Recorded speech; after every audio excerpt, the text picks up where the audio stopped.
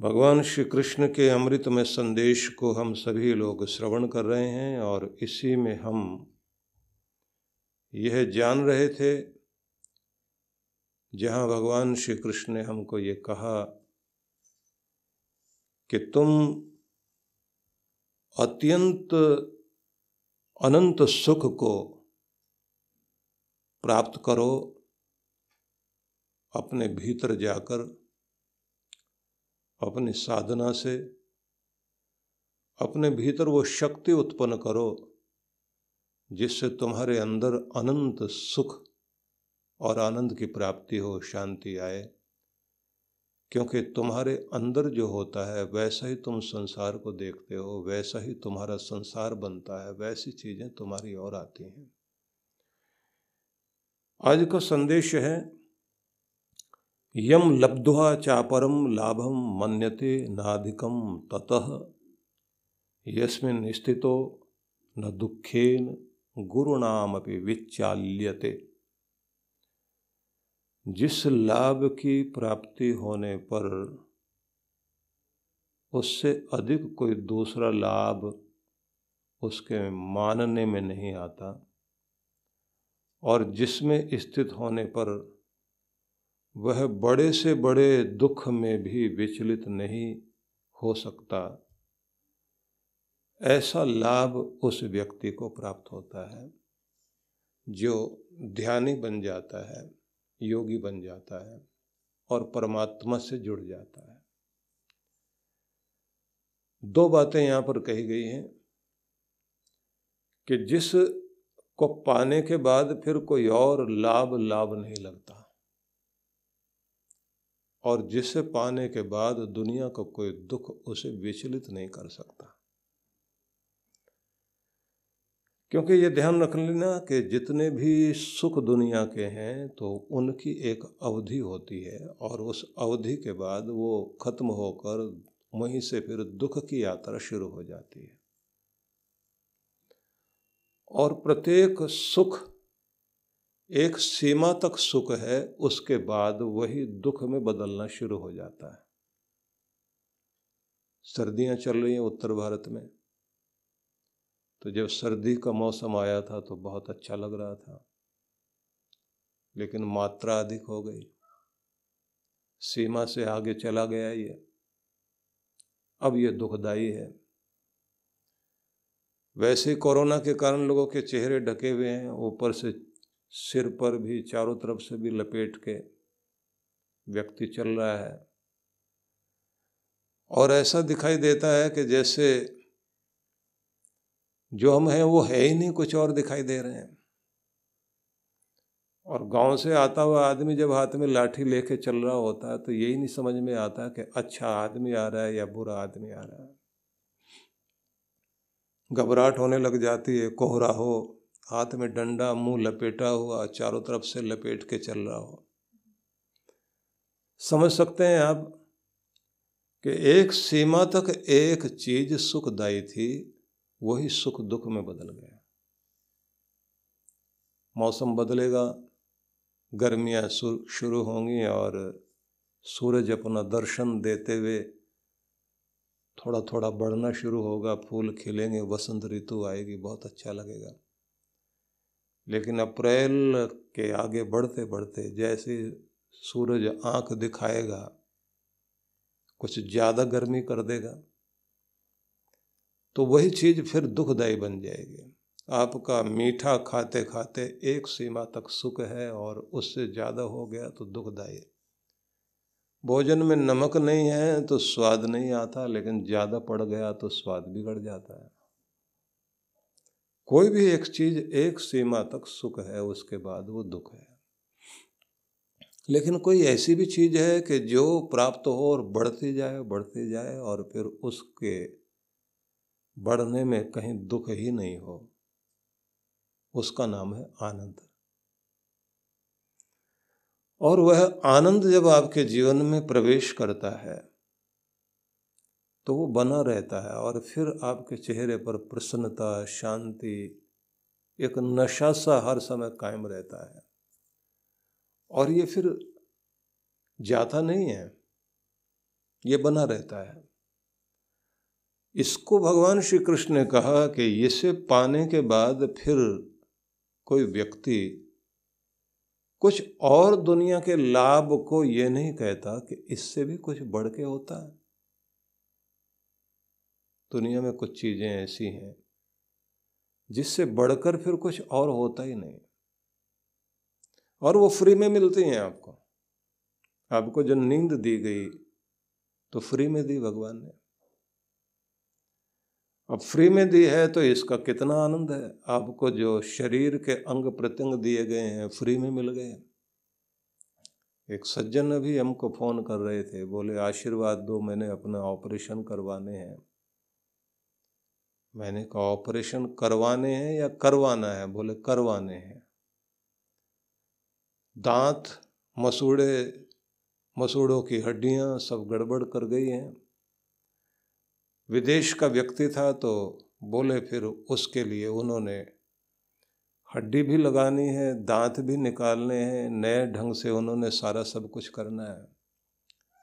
बोले पैसा कितना भी लग जाए तो पर मैं ये कर रहा हूँ। तो मैंने वैसे पूछ लिया, मैंने कहा कितना लगता है आपके यहाँ? बोले 1 करोड़ रुपया लगेगा। 1 करोड़ की चीज भगवान ने फ्री में दे रखी है। अब ये 1 करोड़ से भी ज्यादा की होगी। वो कहते हैं इसके लिए भी आशीर्वाद दीजिए, क्योंकि दर्दनाक चीज है और ठीक कराना है अपने आप को। फ्री में उस परमात्मा ने आपको बहुत कुछ दे रखा है। जिनकी किडनी गड़बड़ कर जाती है वो न जाने कितना कितना खर्च करते घूमते हैं। जिनके हार्ट में कुछ गड़बड़ हो जाए, जिनकी नींद चली जाए, चैन चला जाए और डिप्रेस रहने लग जाए, वो क्या नहीं खर्च करना चाहेंगे। श्री कृष्ण कहते हैं कि जिसको पाने के बाद तुम्हें दुनिया का कोई और लाभ नहीं लगेगा, वो मिलता है तुम्हें तुम्हारे भीतर जाने से। तुम बाहर भाग रहे हो उन चीजों को ढूंढने के लिए जिनसे तुम्हें लगता है इनसे सुख मिल जाएगा, शांति मिल जाएगी, खुशी मिल जाएगी। बाहर की चीजें जीवन चलाने के लिए तो हो सकती हैं, लेकिन जिंदगी में आनंद भरने के लिए तो भीतर की यात्रा करनी जरूरी है। जब तुम भीतर की यात्रा शुरू करते हो तो तुम्हारे अंदर क्या होता है, तो वो कहते हैं कि तुम्हारे अंदर वो शक्ति आ जाती है जिसे पाने के बाद वो आनंद मिल जाता है, जिसे प्राप्त करने के बाद दुनिया का कोई और लाभ तुम्हें मिले तो वो लाभ नहीं लगता। यम लब्ध्वा च अपरम लाभम मन्यते नाधिकम ततः। जिसे पाकर अपर लाभ को, दूसरे किसी लाभ को व्यक्ति कुछ अधिक नहीं मानता। वो कहता मेरे पास जो है उसके मुकाबले तो कुछ है ही नहीं, इसलिए तुम्हारा ये आनंद नहीं है।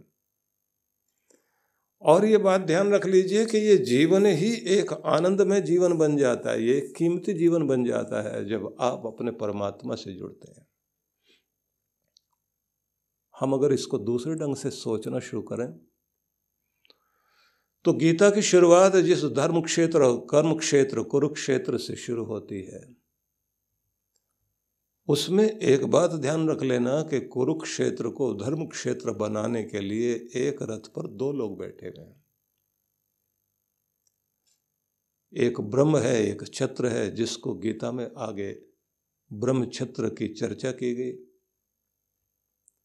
क्षत्र जो है क्षत्रिय रूप धारण किए हुए, योद्धा का रूप धारण किए हुए, कर्मवीर शूरवीर का रूप धारण किए हुए अर्जुन बैठा हुआ है। और ब्रह्म रूप जो है ज्ञान स्वरूप, दिशा निर्देशन देने वाले गुरु रूप कृष्ण बैठे हैं।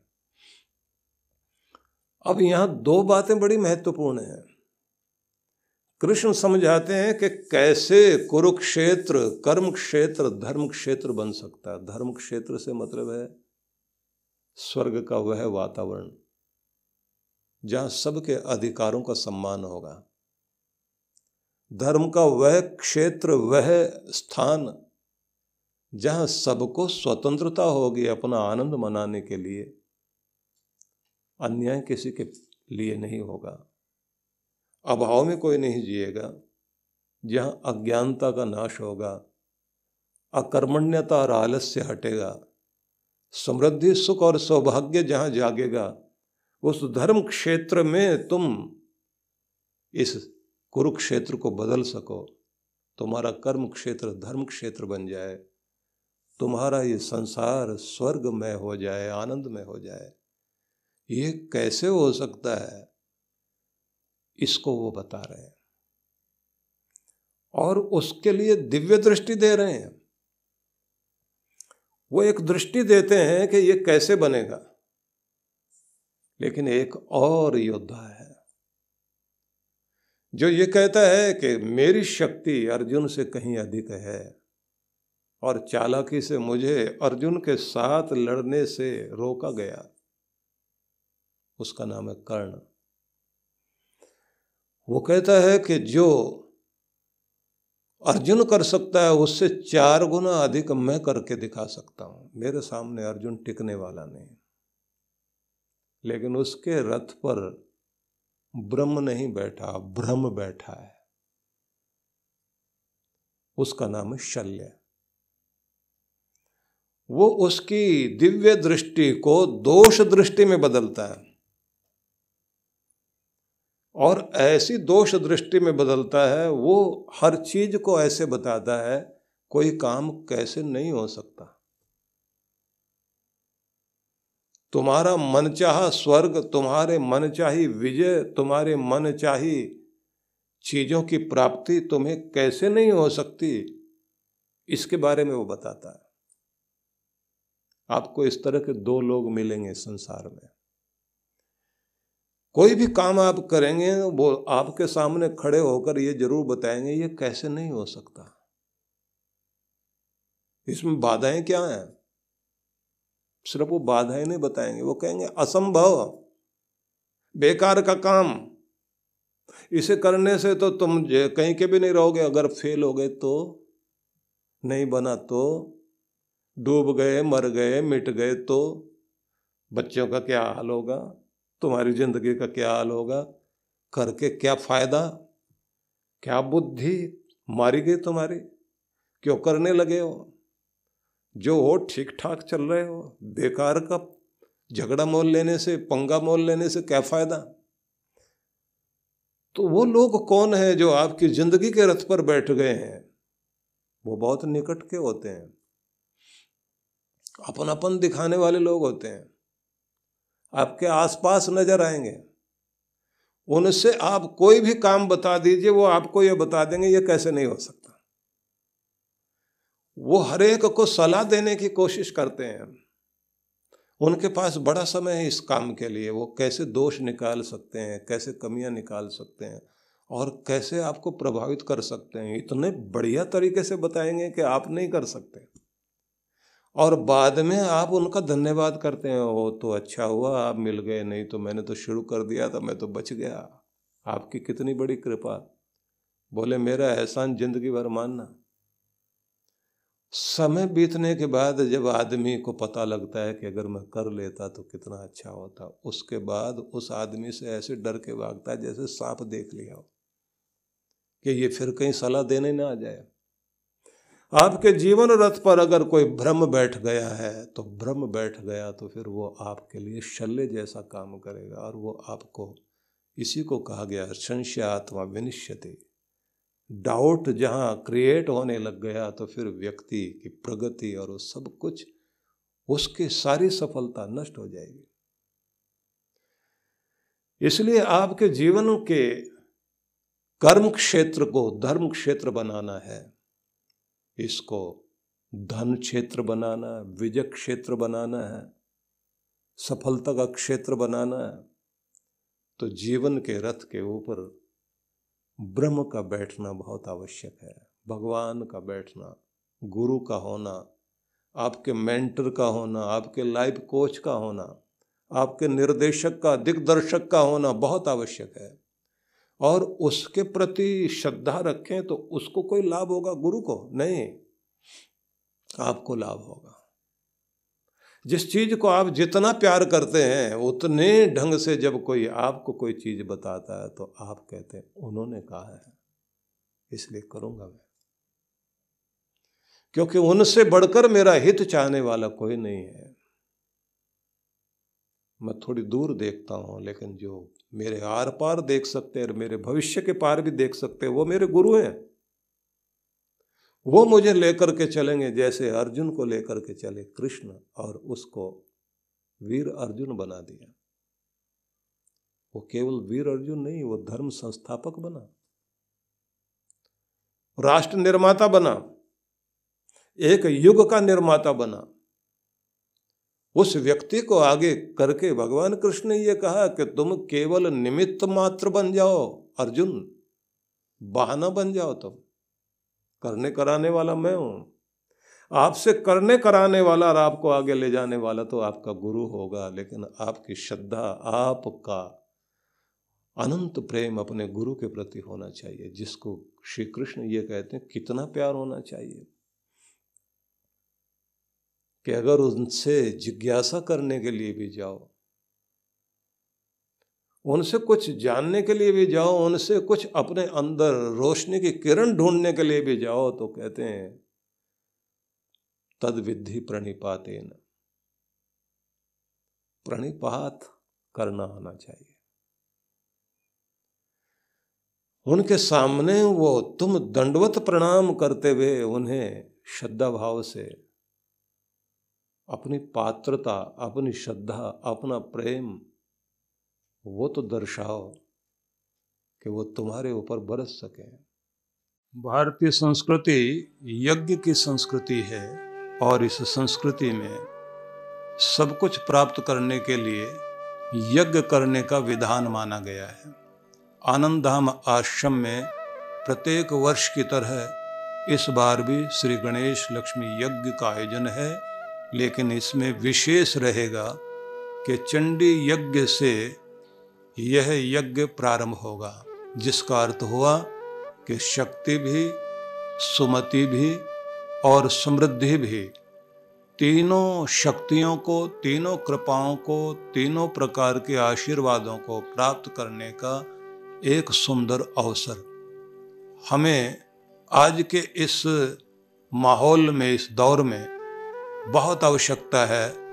मनोबल भी बढ़े, धन बल बढ़े, जन बल बढ़े, संगठन बल भी बढ़े, बुद्धि बल भी बढ़े, ये सारी शक्तियाँ हमारे पास हो और हम अपनी आंतरिक शक्ति से भी युक्त हों कि जिससे परिस्थितियों को पार भी कर सकें और अपने सौभाग्य को अपनी ओर खींच भी सकें। जीवन में सुख, समृद्धि, धन, धान्य, इस सब की भी अभिवृद्धि हो, लेकिन साथ साथ में वह सुमति बनी रहे जिसके द्वारा हम इस सब का लाभ ले सकें। तो इसके लिए आवश्यक है कि जब कोई और विधि काम न आए, न जप काम आए, न हमारी प्रार्थना काम आए, न कोई अनुष्ठान काम आए, तब आखिर में माना जाता है कि यज्ञ किया जाना चाहिए।